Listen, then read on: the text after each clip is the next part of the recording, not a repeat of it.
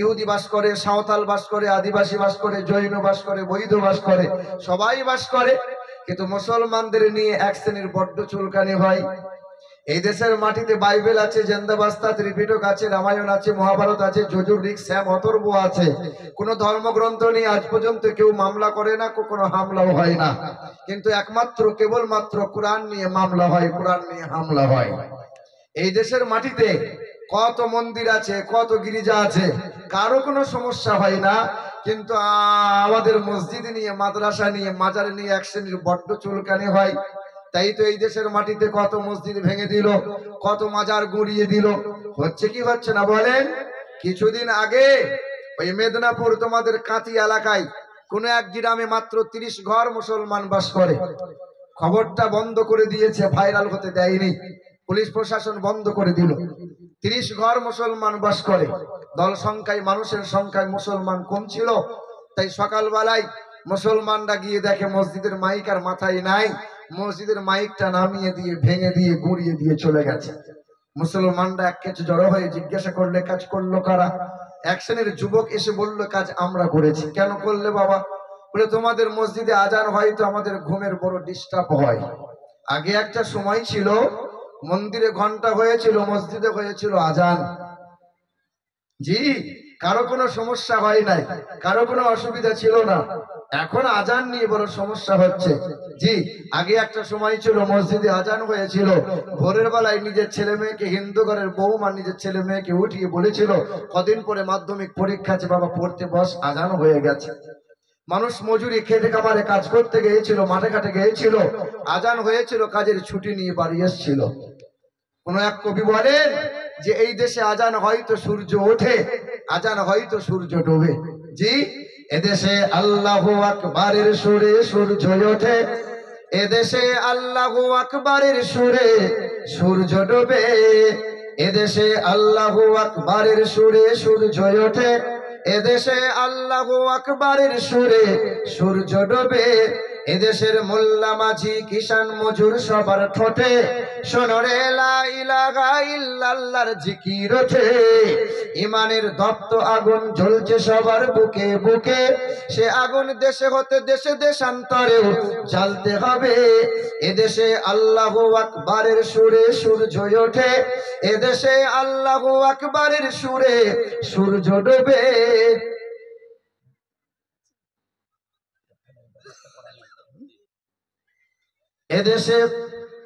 এদেশের গঞ্জ গ্রামে খুদার নামে তসবিহ হাতে, এদেশের গঞ্জ গ্রামে খুদার নামে তসবিহ হাতে, কত পীর আউলিয়াদের অশ্রু ঝরে গভীর রাতে, এদেশের মিনার হতে মুয়াজ্জিনের আজান শোনে, কোটি পিরান ধুলাই পরে সিজদা করে খোদার শনে, এদেশে আল্লাহু আকবারের সুরে সূর্য ওঠে, এদেশে আল্লাহু আকবারের সুরে সূর্য ডোবে।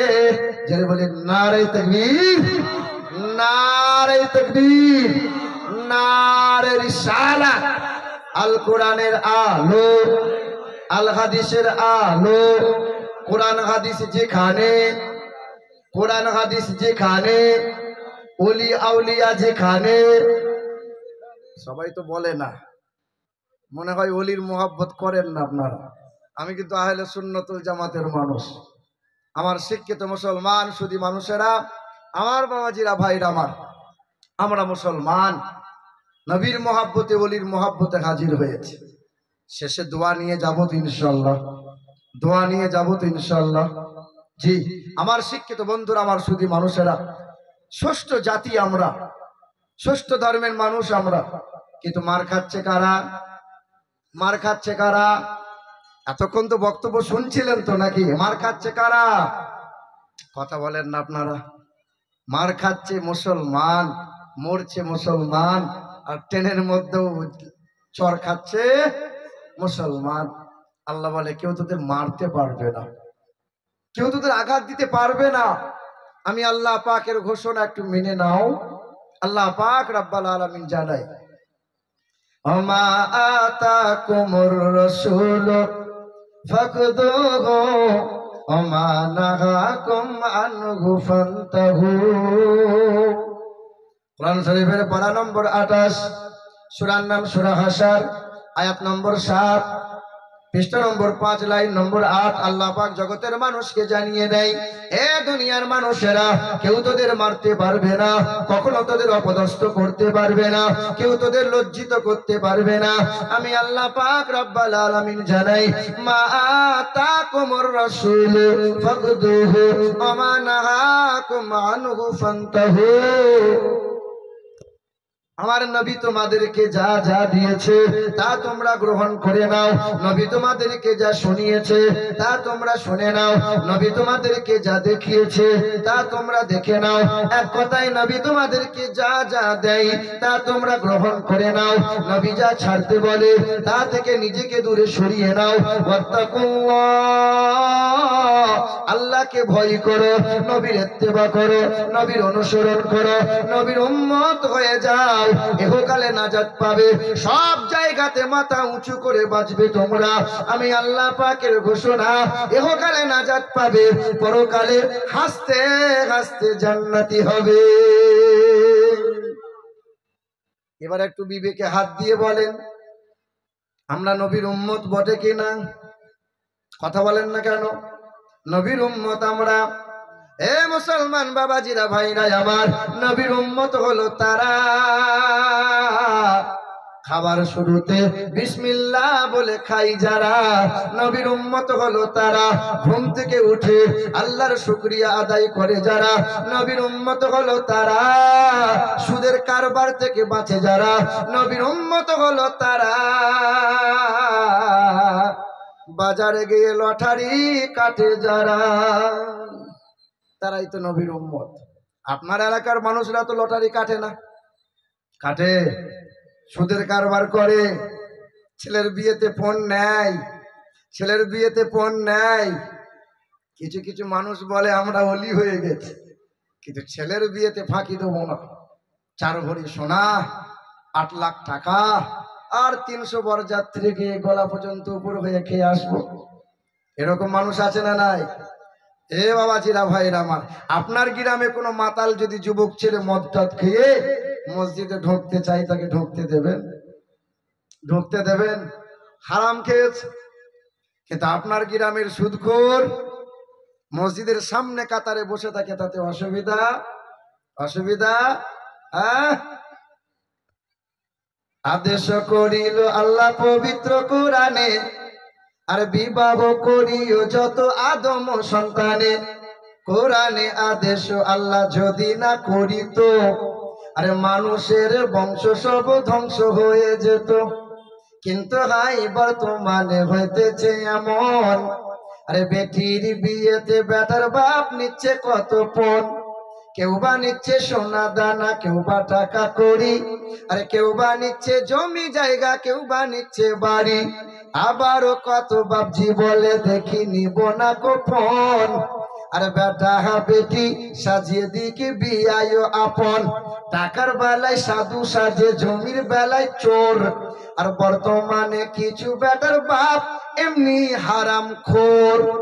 চোর লোকে চুরি করে অন্ধকার হলে, আর বেটার বাপ চুরি করে দিনেরই আলোতে। হায়রে বেটার বাপ তুমি এমনি লোভী হলে, আরে টাকার বদলে বেটা বিক্রিও করিলে। আরে কেশপুর বাজারে শুনি বিক্রি হয় পাঁঠা, কেশপুর বাজারে শুনি বিক্রি হয় পাঁঠা। পাঁঠার মতো বিক্রি করো তোমরা নিজের বেটা। আরে তোমার জন্য কত নারী বিষ পান করে, আরে কত নারী গলায় দিয়ে ঝুলে তারা মরে। এর জন্য কে বাদাই জানো? বেটার বাপ। আরে বেটির বাপের কাছে নিচ্ছ তুমি শত শত অভিশাপ। আপনাদের এখানকার মানুষ তো ছেলের বিয়েতে টাকা নেয়, আমাদের বর্ধমান ডিস্ট্রিক্টে চলে। 8 লাখ 10 লাখ টাকা না হলে এগুলো বিক্রি হয় না। বাবাজিরা, ভাইরা আমার, নবীর উম্মত হলো তারা লটারি আর সুদ থেকে নিজেকে বাঁচিয়ে নিয়েছে যারা, এ শিক্ষিত মুসলমান শুধু মানুষেরা, আব্বা জান ভাই জানেরা, ও মা বোনেরা, একটু ধ্যান দেন। হারাম থেকে বাঁচতে পারলেন না, মদ থেকে বাঁচা গেল না, সুদ থেকে বাঁচতে পারলেন না। এ শিক্ষিত বন্ধুরা আমার, নবীর উম্মত বলে দাবিদার কেমনে করো? সবাই আমরা দাবিদার, নবীর উম্মত। দাড়ি রাখলে কুটকুট করে, মাথায় টুপি দিলে একটু লজ্জা শরম লাগে। আমার গ্রামে জুম্মার দিন, কালকে তো জুম্মাবার, আমার গ্রামে জুম্মার দিনে আজান হয়েছে, জুম্মা মসজিদে ঢুকবো, আর মসজিদের গা লাগা এক ভদ্রলোকের বাড়ি, সম্পর্কে চাচা হয়। তো দেখছি গাল চেঁচে একদম সাদা করেছে, দিয়ে চুলে কলপ। চাচা কি করো? বলে বাপ চুলে রং করছি। চুলে রং করছি? আর ৬২ বছর বয়সে তুমি এখনো চুলে রং করছো? তা আমাকে বলছে, বাপ তুই জানিস আমার বয়স ৬২, তোর চাচি জানে আমার বয়স ৬২, ওই পাড়ার ভাবিরা কি জানে যে আমার বয়স এখন ৬২? হ্যাঁ, লজ্জা শরম আছে গো। নবীর উম্মত বলে দাবিদার। হ্যাঁ, চুলে রং করছে ৬২, বুড়ো বছর, বুড়ো বয়সে আই বুড়ো সাজছে। আমার গায়ের বদর আলী সুদের টাকায় ধনী, আর সাদা চুলে কালি লাগাই শয়তানের এক খনি। আমার গায়ের বদর আলী সুদের টাকায় ধনী, আর সাদা চুলে কালি লাগাই শয়তানের এক। বাবু সাউন্ডটা একটু হালকা করেন, সাউন্ডটা চাপ লাগছে, একটু হালকা করে সাউন্ড। আমার গায়ের বদর আলী সুদের টাকায় ধনী, আর সাদা চুলে কালি লাগাই শয়তানের এক খনি। নামাজ রোজার ধারে ধারে না মাথায় রাখে টুপি, আজও আমার হয়নি জানা মানুষ কত রূপী। জুম্মাবারের মুসল্লি সে সামনে গিয়ে বসে, আর তসবিহ হাতে মনে মনে টাকার হিসেব কষে। দেখবেন গোটা রমজান মাস রোজা নাই, ঈদের দিনে মাল সামনে কাতারে বসে আছে। এইরকম লোক আছে না নাই? মনে হয় ফেরেশতা বসে আছে। এ বাবাজিরা ভাইরা আমার, নবীর উম্মত হলেন বলে দাড়ি রাখলে পরে কুটকুট করে। তোর চাচি বলেছে দাড়ি রাখলে কাছে শুতে নেবে না। কি বলছে বাবা? মার খাবে কারা? মুসলমান সোনার টুকরো বন্ধুরা আমার, শুধু মানুষেরা, আল্লাহ পাক রব্বুল আলামিন বলেন, হে দুনিয়ার মানুষেরা, সবচেয়ে সুন্দর করে বানাইলাম। ওয়া ইন্নাকা লাআলা খুলুকিন আযীম। কোরআন শরীফের পারা নম্বর 29, সূরার নাম সূরা কলম, আয়াত নম্বর 3, পৃষ্ঠা নম্বর 3, লাইন নম্বর 14। আল্লাহ পাক জগতের মানুষকে জানিয়ে দিল, এ দুনিয়ার মানুষেরা, সবচেয়ে আলা করলাম যারে, সর্বদিক দিয়ে আজিম করে বানাইলাম যারে, হাবিবে কিবরিয়া জানাবে মুহাম্মাদুর রাসূলুল্লাহ। এ শিক্ষিত মুসলমান, আল্লাহ পাক রব্বুল আলামিন বলেন, ওয়াত্তিন ওয়াজ-যাইতুন ওয়া তুরি সিনিন ওয়া হাযাল বালাদিল আমিন। আমি আল্লাহ 4 বার শপথ করলাম। ওয়াত্তিন, 3 নামক ফলের শপথ করি। ওয়াজ-যাইতুন, যাইতুন ফলের শপথ করি। ওয়া তুরি সিনিন, সিনা পর্বতের শপথ খাই। ওয়া হাযাল বালাদিল আমিন, মক্কা নগরীর শপথ করি। লাকাদ খালাকনাল ইনসানা ফি আহসানি তাকবীম।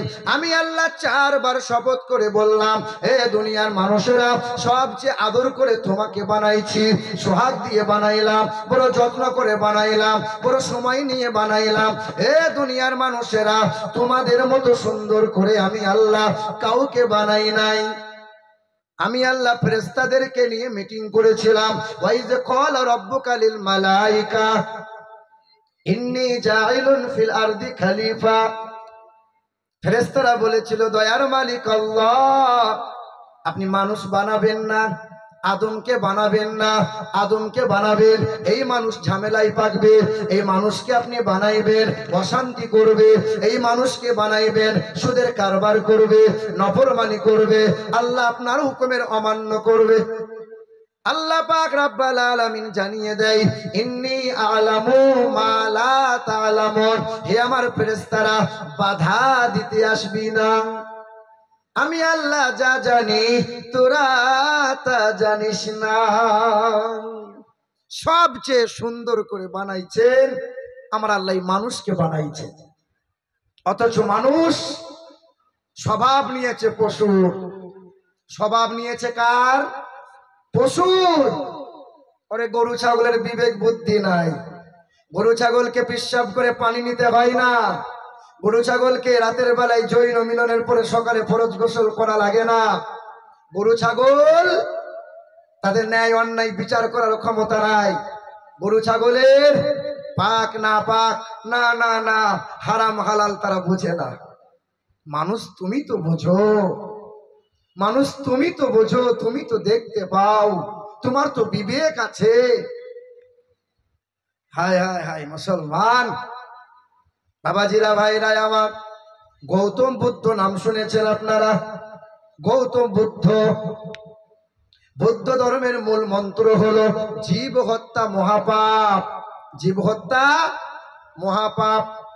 কিছু কিছু হিন্দুরা বলে যে আমরা আমিষ খাই না নিরামিষ খাই। দেখবেন কিছু কিছু হিন্দু আছে না নাই, বলে মাছ মাংস ডিম আমরা খাই না, আমরা নিরামিষ বুঝি, আমিষ খাই না। কিছুদিন আগে পুরুলিয়ায় জালসায় ছিলাম, তো খিচুড়ি রান্না করেছে মাজারের জালসা, হিন্দু মুসলমান সবার জন্য। তো বলছে হুজুর একটু মাইকে বলে দেন হিন্দু মুসলমান সবাই যেন খায়।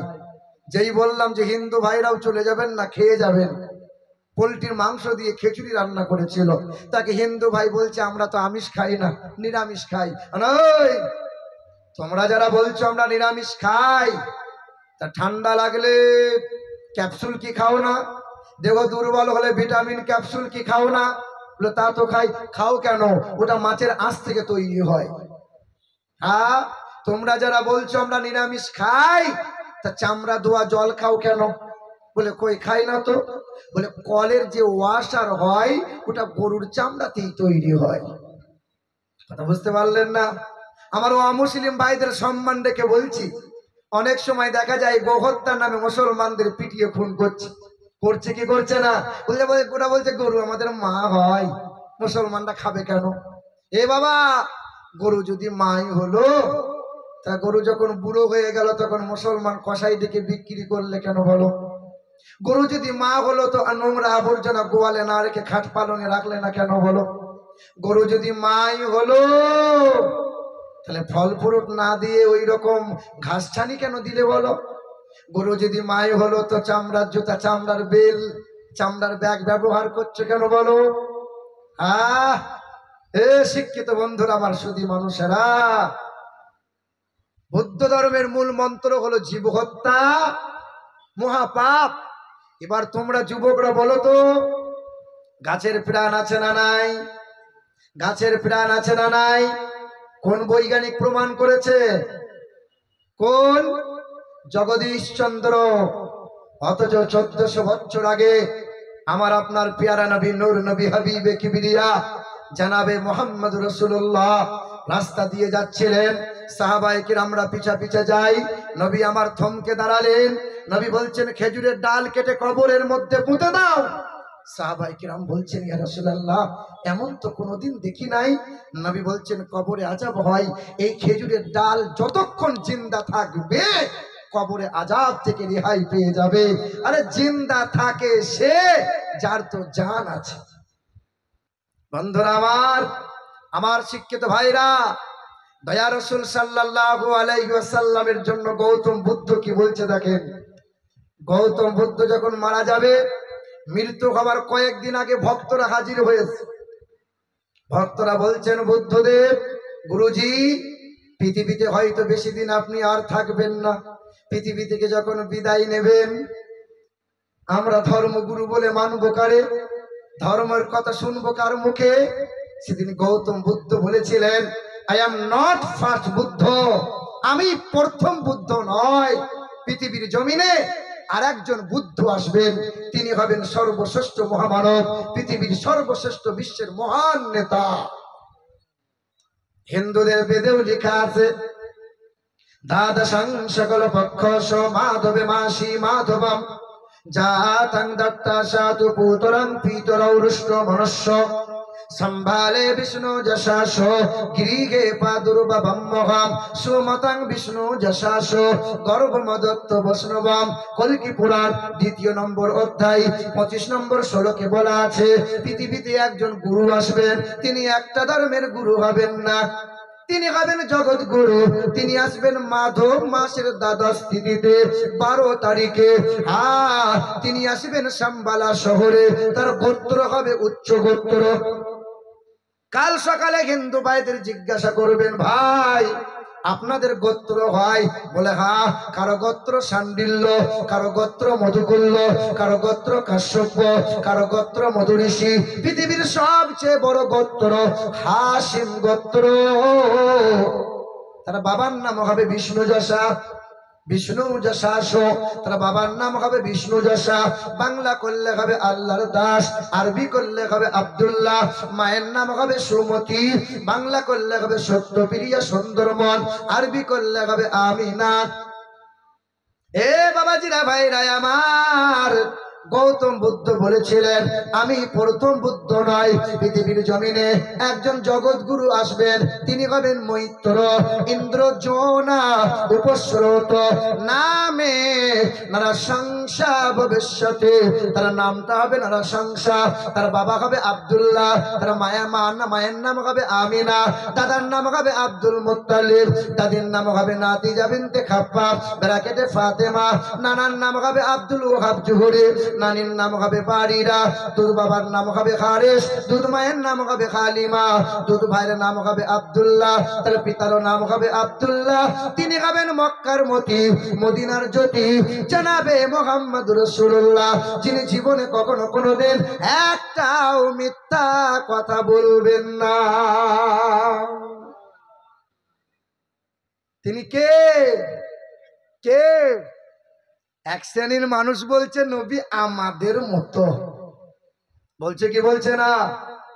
এ ভাইরাই আমার, শুনে রেখে দাও, আমি তোমার মতো নয়, ওলি কোনো তোমার মতো নয়। বন্ধু শোনো, আল্লাহ পাক এই মানব দেখে 5টা অঙ্গ দিয়েছেন, যা 5টা অঙ্গ কাউকে কারো মতো করে দেন নাই। এই যে কথা বলছি, আমার কণ্ঠ আলাদা, রোজা রেখে রেখে ঠান্ডা পানি খেয়ে আর জুস খেয়ে গলার আওয়াজ বসে গেছে। এ বাবাজিরা ভাইরা আমার কণ্ঠ আলাদা, আমার পূর্বের বক্তার কণ্ঠ ছিল আলাদা। একটা শব্দ উচ্চারণ হতে গেলে 27টা স্তর পার করে একটা শব্দ উচ্চারণ হয়। আল্লাহ পাক যে কণ্ঠ দান করেছেন, আপনার মতো করে আল্লাহ কাউকে দেয় নাই। জিহ্বা, এই জিহ্বা রয়েছে 352টা মাংসের স্তর। আল্লাহ পাক যে আপনাকে জিহ্বা দিয়েছেন, আপনার মতো করে আমাকে দেয় নাই, আমার মতো করে আপনাকেও দেয় নাই। 3 নম্বর, বুড়ো আঙ্গুলের মাথার রেখা, এখানে আছে 157টা রেখা। আপনার রেখা ছেলের মতো নয়, ছেলের রেখা আপনার মতো নয়। আপনারই ছেলেটা যদি বলে আব্বা আপনি থাকেন, শরীর অসুস্থ, ব্যাংকে আমি যাই, ফিঙ্গারপ্রিন্ট দিয়ে টাকা আমি উঠাই, সম্ভব? সম্ভব না। 4, দেহের চামড়া 9768 প্রকারের চামড়া।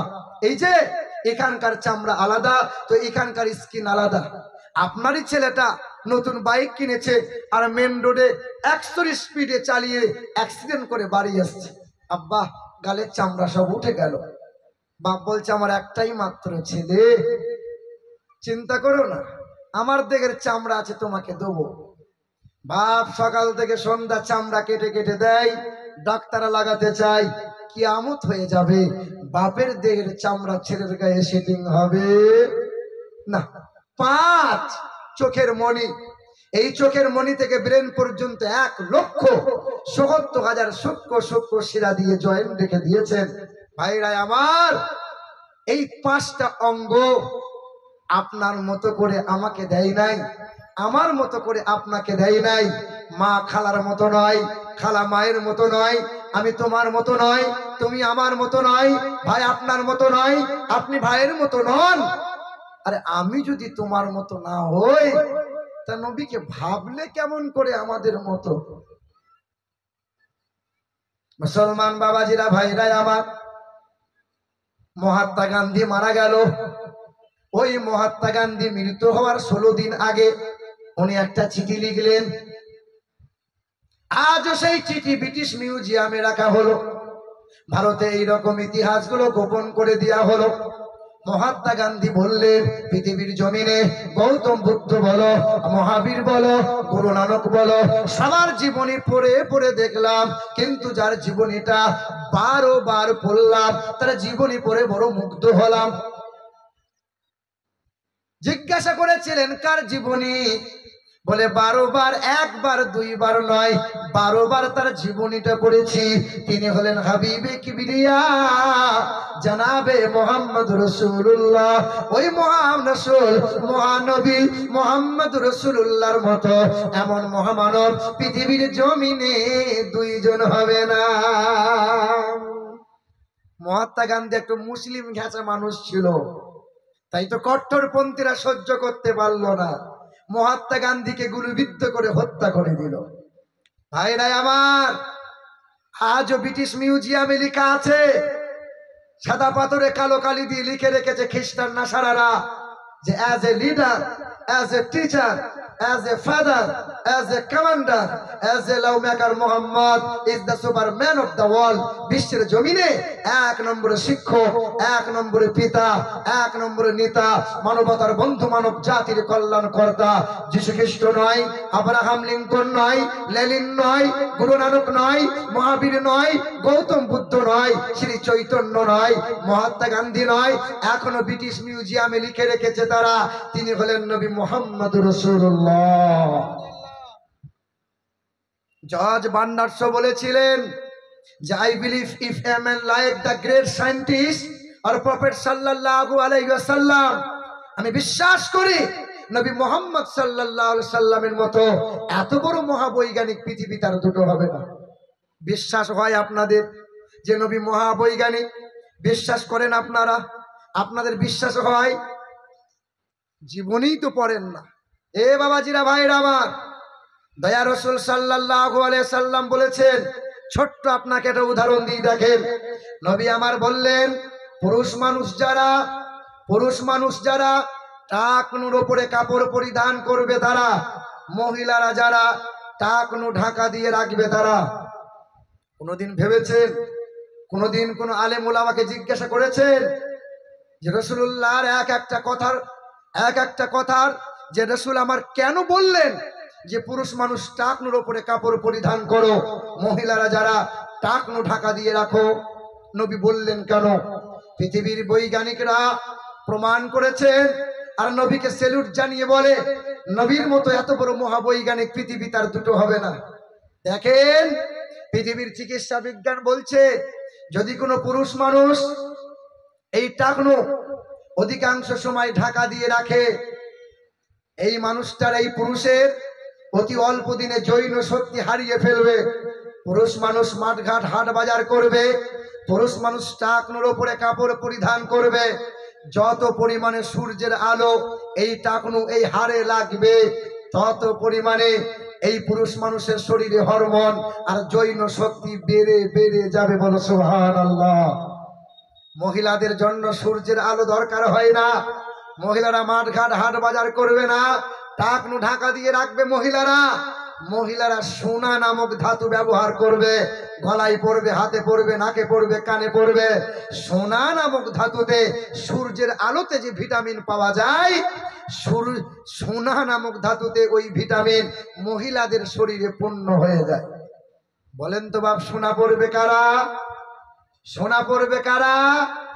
ও বাবা, শ্বশুর দিয়েছে গলার হার, বিয়ের পিড়িতে বসে আছে, ছেলের গলায় গলার মালা, 6টা আঙ্গুলে সোনার আংটি আছে, আর মৌলভী সাহেব তখন বলছে, হুজুর এবার তো বিয়ে পড়ান, ইমাম সাহেব রেডি হয়ে গেছে, বিয়ে পড়াবে। আর ছেলে দেখেননি আপনারা, মুখে এইরকম রুমাল দিয়েছে। শাশুড়ি দেখে সর্বনাশ, পাহাড় নড়ে, কিন্তু আমার জামাইয়ের মুখে রুমাল করে না। এ তো বড় হুজুর, সাংঘাতিক হুজুর। চাচা বলছে, বাপ একটা সালাম দে। মুখে রুমালটা সবে খুলে বলছে, আসসালামু আলাইকুম। বিয়ের পরের দিনে শাশুড়ি জিজ্ঞাসা করছে, হ্যাঁ মামা জামাই কই? বলে ওই তো আন্ডার প্যান্ট পরে ঘুরে বেড়াচ্ছে। বলে, কালকে বড় হুজুর মনে হচ্ছিল যে। বডি কুলের ইঞ্জিন নিয়ে এসছি মা। এ বাবাজিরা, ভাইরা আমার, সোনার টুকরো বন্ধুরা আমার, হুজুর একবারও বলে না যে হারাম জিনিসটা গলায় ঝুলিয়ে যে বিয়ে পড়ানো যায়, বিয়ে পড়ানো যায়। হায় হায় হায় হায়, ছেলের বাপ 8 লাখ টাকা নিয়েছে, 12 ভরি সোনা নিয়েছে, আর হায়ার করে তাগড়ায় একটা হুজুর নিয়ে এসছে বিয়ে পড়ান। হুজুর মনে মনে ভাবছে মাল ভালো, পাটি ভালো, দেবে ভালো। রব্বানা যালামনা আনফুসানা। ফেরেশতা বলছে, হুজুর মৌলবীর ছালটা আগে ছিলবো, সহজে ছাড়বো না। দেখেন নাই, বড় লোকের ঘরে ধনীর